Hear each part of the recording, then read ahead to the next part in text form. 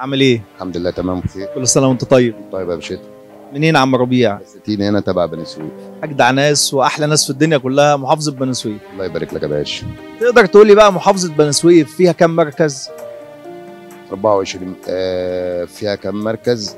4 مراكز، مركز نصر، مركز هناس المدينة، مركز بيبة، ومركز الفشل. تمام؟ في مراكز تانية انا مش فاكر، بس هو انا اللي اعرفه من الاربعه دي. هم 4 انت متأكد؟ اكيد. ألف مبروك اجابتك غلط. تمام. مش هاجي حاجه ما تزعلش برضه. ينفع كده ما نبقاش عارفين المراكز بتاعتنا؟ مغاغة تبع المنيا مش تبع بني سويف. طيب هسألك سؤال تاني أسهل. في شهر واحد بيجي في السنة، الشهر ده أنزل فيه القرآن والناس بتصوم فيه، ده شهر إيه؟ شهر رمضان. شهر رمضان. ألف مبروك كسبت معايا. الله يبارك لك يا باشا. افتح بقى يا باشا الصندوق كده.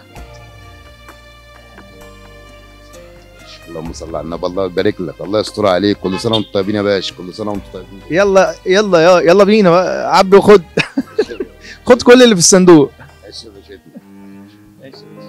دي هدية في برنامج طريق الخير مقدمة من المهندس عادل زيدان.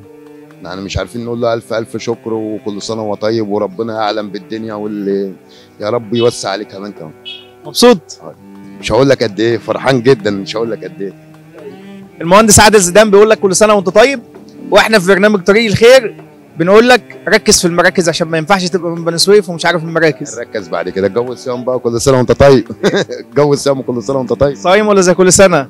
كل سنة صايم برضه. صباح الفل. كل سنة على طول. الله يا باشا.